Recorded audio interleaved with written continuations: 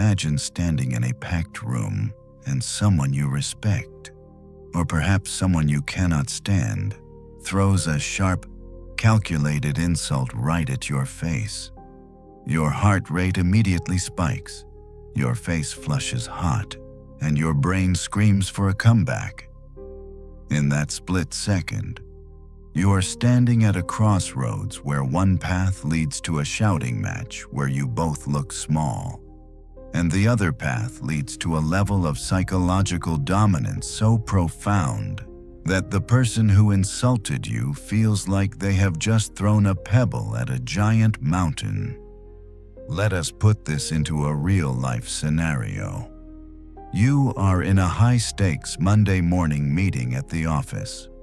You present a plan you have been working on for weeks, and a colleague leans back, rolls their eyes, and says something completely undermining, like, "Clearly, you do not understand how things work around here."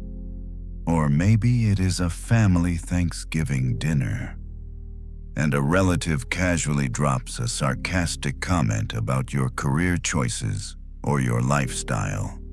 Society tells you that you must fight back, that you must defend your honor, matching their venom with a clever, aggressive comeback to prove you are not a pushover. But society is completely wrong. This is the ultimate psychological trap. When someone insults your intelligence, your appearance, or your character, they are really after only one thing: your reaction. The moment you get defensive, they win. They want to see you sweat. They want to see you get angry, because your anger is the ultimate proof that their words have power over you. By reacting with rage, matching their intensity, or trying to justify yourself, you are essentially taking the remote control to your own emotional state and handing it directly over to them. You are allowing their internal chaos to dictate your reality and your peace of mind. The ancient Stoic philosophers like Marcus Aurelius and Epictetus understood a hidden truth that most modern people completely miss. They realize that an insult is just a vibration of air, an empty echo that has absolutely no value and no impact until you actively decide to pay attention to it and believe it. Your mind is a massive fortress, and an insult is nothing but a tiny pebble tossed against its thick stone walls. The pebble cannot break the wall from the outside. The only way your psychological fortress falls is if you swing open the heavy gates from the inside just because you let your fragile ego take over. We are constantly taught that staying silent or remaining calm in the face of disrespect is a sign of weakness, a cowardly failure of character. But Stoicism flips this flawed logic entirely on its head. True dominance is never about shouting the loudest or having the sharpest, most aggressive tongue in the room. It is about achieving total, unshakable self-mastery. It is realizing that the person insulting you is actually holding up a false mirror, projecting their own deep-seated insecurity, misery, and weakness onto you. When you lose your temper, you step down to their level, validate their toxic behavior, and become a mere puppet dancing to the tune of their disrespect. If you want to maintain your absolute authority and truly disarm any verbal attack without raising your voice, you do not need a sharper tongue. You need a stronger mind. Because the most powerful person in any room is always the one who is completely untouched by the noise. We are constantly conditioned from childhood to believe that silence in the face of a verbal attack is equivalent to absolute defeat. If you do not strike back, If you do not deliver a crushing counterattack, you are perceived as weak by the people around you. But let us take a moment to examine the profound psychological reality of what is actually happening when someone attacks you. Think back to that undermining colleague in the conference room or that sarcastic relative at the dinner table. Why did they say those hurtful words? They did not speak out of a desire to find the truth or to improve a situation.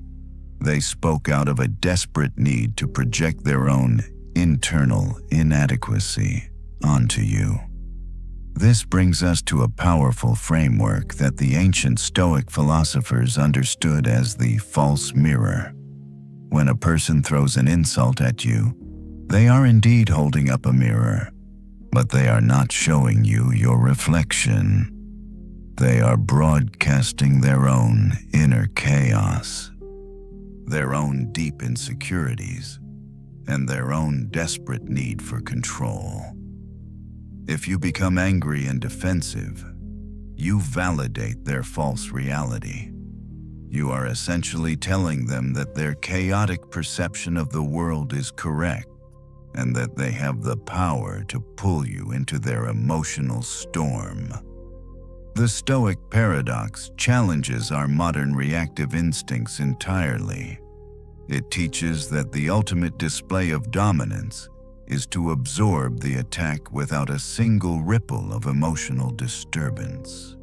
Marcus Aurelius, a Roman emperor who possessed the absolute power to crush his enemies with a single command, wrote that the best revenge is to be unlike him who performed the injury.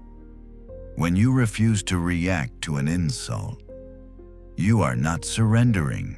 You are performing a masterful act of psychological judo. You are taking the aggressive energy that they directed at you and allowing it to pass right through you, leaving them completely off balance and exposed. Imagine how utterly frustrating it is for an attacker to throw their heaviest emotional punch, only to find that they have hit nothing but empty air. They expected to trigger your defense mechanisms, to make you raise your voice, and to drag you down into the mud where they are comfortable fighting. By remaining absolutely grounded and unbothered, you starve their fragile ego of the oxygen it desperately needs. You force them to sit alone with their own toxicity. They realize, in that profound and uncomfortable silence, that their words are entirely powerless against your mental fortress. You do not need to explain yourself, and you do not need to defend your honor, because true honor is never fragile enough to be damaged by a passing comment. It is about recognizing that your self-worth is not up for public debate. You are the sole architect of your reality, and no external force has the clearance to enter your mind unless you deliberately hand over the keys. To truly master this level of unshakable composure, you must look closer at the actual anatomy of a verbal attack. We introduced the concept of the false mirror, but to apply it in real time requires a radical shift in how you process human behavior. When that colleague in the conference room undermines your project, or when that relative takes a sarcastic jab at your lifestyle, your immediate instinct is to take their words literally. You process their statement as an evaluation of your actual worth. But let us dissect what is actually happening. Psychologically speaking, a person who is secure, happy, and fulfilled does not waste their energy trying to tear other people down. Happy people do not go around insulting others. Therefore, an insult is never a reflection of your flaws. It is always a loud, desperate confession of the attacker's own internal misery. Through the lens of the false mirror, You begin to see that when they criticize your competence, they are silently screaming that they feel deeply threatened by your presence. When they mock your ambition, they are actually mourning their own unfulfilled potential and lack of courage. The ancient philosophers realized that if you truly internalize this concept, it becomes completely impossible to feel offended. Why would you feel threatened by someone who is emotionally drowning? Think about it this way. If a 3-year-old toddler walks up to you and calls you a failure, you do not feel your heart race. You do not get defensive. You might even laugh. You do not give the toddler's words any weight because you know they lack the capacity to understand the reality of your life. The Stoic approach asks you to apply this exact same logic to the angry, insulting adults in your life. Anyone who is entirely governed by malice, jealousy, or uncontrolled anger is, emotionally speaking, a toddler. Their aggressive opinions have absolutely no more weight than the babbling of an uninformed child. But here is the uncomfortable truth that society ignores. An insult can only inflict psychological pain if you secretly agree with it, or if you place too much value on the opinion of the person delivering it. By reacting with anger, you are essentially telling the world that you value the judgment of a miserable, insecure person more than you value your own self-assessment. You must build a mental firewall where you observe their behavior rather than absorb it. When you shift your perspective from being a victim of their words to becoming a calm, clinical observer of their emotional meltdown, their words lose all their venom. You realize that you are completely insulated, and that their toxic energy is bouncing right off your mental shield, leaving you entirely untouched and infinitely more powerful. Now that you have built this mental firewall and positioned yourself as a clinical observer, you are ready to master the exact mechanism of neutralizing the attack in real time. This brings us to a highly effective strategy that modern psychology and ancient Stoicism both utilize, which we can call psychological judo. Think about how physical judo works in a martial arts tournament. If a heavier, aggressive opponent charges directly at you, and you try to block them by standing your ground and pushing back with all your might, you are going to absorb the full, devastating impact of their force. You might get crushed, or at the very least, you will exhaust your own energy. But a master of judo never meets force with rigid force. Instead, when the attacker lunges forward, the judo master simply relaxes, steps slightly to the side, and pulls the attacker in the exact direction they were already rushing. The attacker is immediately thrown off balance and crashes to the mat, completely defeated by their own uncontrolled momentum. You must apply this exact same physical principle to your verbal interactions. When that coworker or that family member throws a heavy, aggressive insult at you, their words carry emotional momentum. They are entirely expecting you to push back. They are bracing for your defensive counterattack, ready to argue with whatever justification you provide. If you say that they are wrong, or if you raise your voice to defend your track record, you are meeting their force with your force. You are stepping right into their trap. But when you employ psychological judo, you do the exact opposite of what they anticipate. You do not defend yourself. You do not counterattack. You do not try to prove them wrong. Instead, You absorb their aggressive energy and let it pass right through you. You step aside emotionally.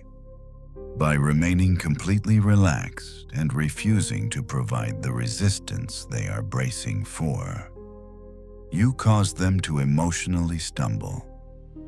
Imagine the profound confusion they experience when they throw their hardest punch and hit absolutely nothing. Their aggressive energy has nowhere to go, so it turns back on them. They are left standing in the room, looking visibly agitated and unreasonable, while you remain seated, breathing slowly, looking at them with a calm, almost clinical curiosity. You have taken their attempt to humiliate you and transformed it into a public display of their own lack of self-control. You have forced them to bear the entire weight of their own awkward, toxic behavior. This is not about being passive or submissive. It is about recognizing that you never have to fight a battle that you can win simply by refusing to participate. In the following steps, we are going to look at the exact phrases you can use to execute this technique perfectly, starting with a counterintuitive response that will immediately disarm any attacker. The first weapon in your psychological judo arsenal is a phrase so brilliantly simple that it completely short-circuits the brain of your attacker. When someone makes a calculated attempt to diminish your intelligence or your worth, the majority of people immediately feel the sting and respond with anger, sarcasm, or a fierce defense. They ask something like, "What gives you the right to say that to me?" Or, "You do not even know what you are talking about." But a mind that is calm and controlled is aware that every defensive reaction gives up your inherent strength. Because of this, the absolute most destructive response that you can provide is to pause, look them dead in the eye, and say, "Interesting, tell me more." Let us go back to that conference room where your coworker just casually undermined your entire presentation in front of the team. If you argue back, you are stepping into the arena they built for you. But when you give a little smile, pause for a moment, and reply with genuine, calm curiosity, "Interesting, tell me more," you instantly alter the entire dynamic of the room. You are not making a fight, rather, you are observing. Suddenly, you are the one who is in charge of the conversation, and they are no longer in control. By extending an invitation to them to continue speaking, you reveal their true intentions.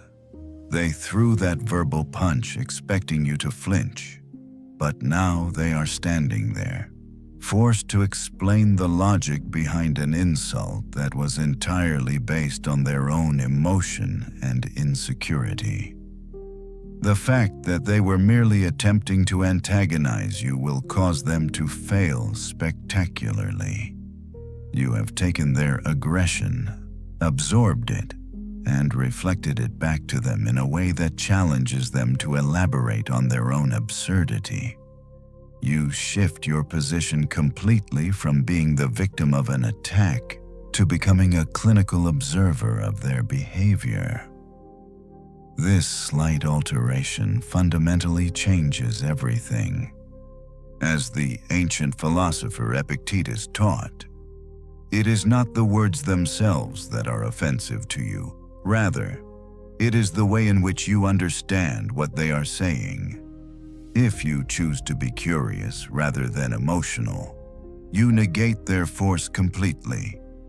You put them in a state of deep unease because you create an unexpected pause.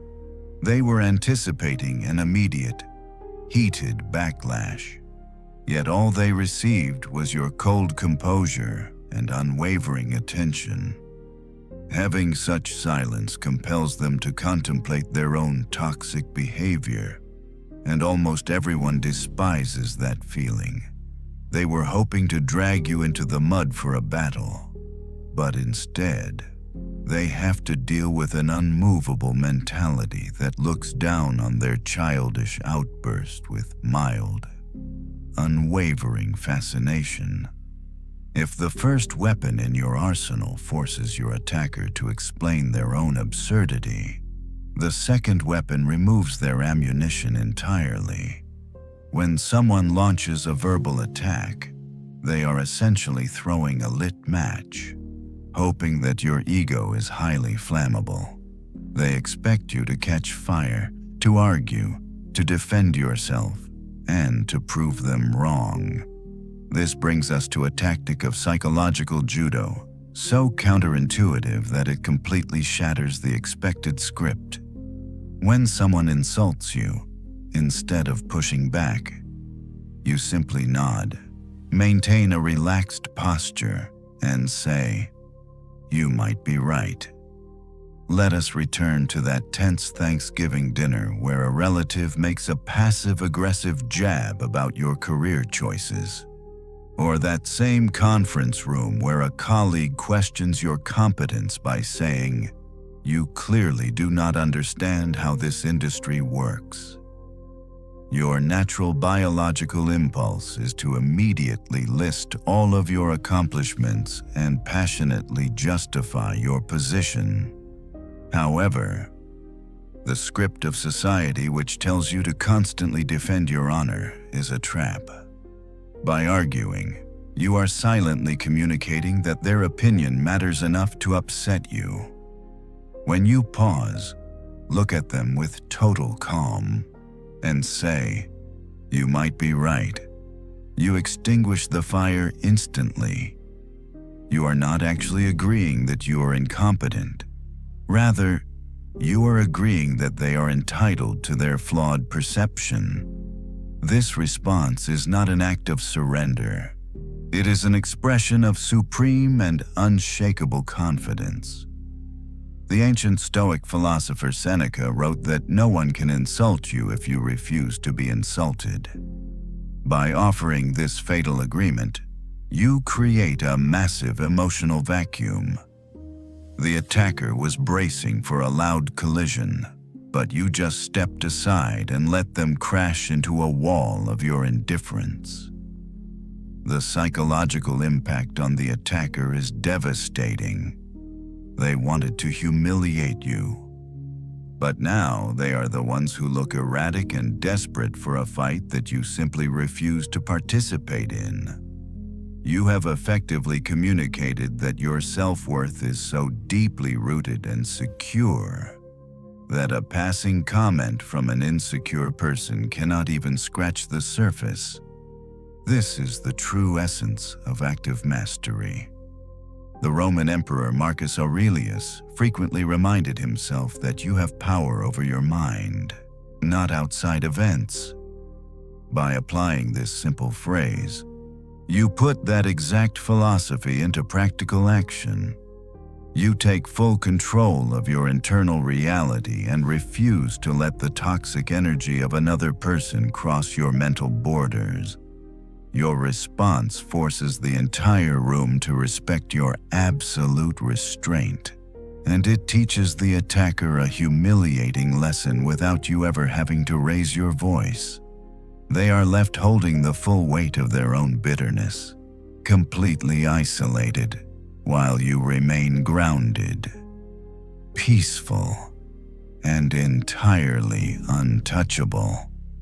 While agreeing with your attacker removes their ammunition, there will be times when their hostility is so chaotic that even a calm agreement feels like giving them too much of your energy.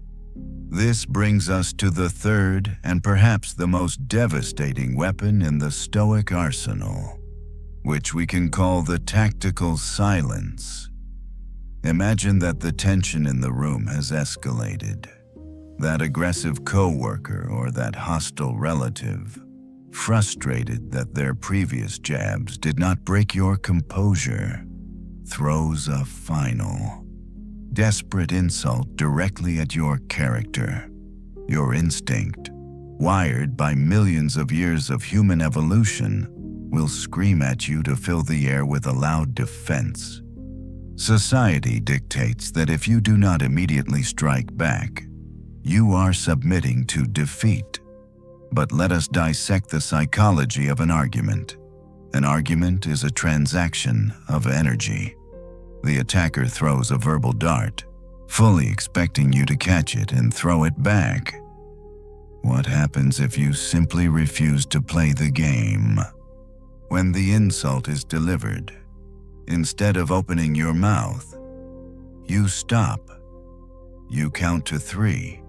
You look them directly in the eyes with a completely calm and neutral expression, and you say absolutely nothing. This deliberate silence is the most uncomfortable experience you can inflict upon an aggressor. By refusing to respond, you are creating a massive psychological vacuum in the room. Human beings absolutely despise social vacuums, and the attacker will immediately feel an overwhelming, crushing pressure to fill that silence, because you have not given them any emotional fuel to react to. Their own toxic words are left hanging dead in the air for everyone to examine. Without saying a single syllable, you are communicating a message far more powerful than any clever comeback. You are telling them that their words are simply not worth the physical breath it would take to answer them. As the ancient philosophers observed, silence is not a manifestation of weakness or a sign that you have nothing to say. It is the ultimate expression of wisdom and self-mastery. You are observing their meltdown with the detached curiosity of a scientist watching a frantic insect.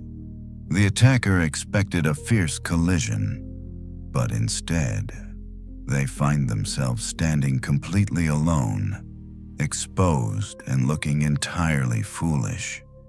You have successfully transferred the entire burden of the awkwardness back onto their shoulders. By choosing not to participate in their chaos, you maintain the absolute high ground. Your mind remains a tranquil fortress, entirely unbothered by the noise outside its walls, proving once again that the person who controls their tongue is the person who ultimately controls the room and their own reality. After you have deployed the tactical silence and let their toxic energy evaporate in the room, there is one final, ultimate step to cement your psychological dominance.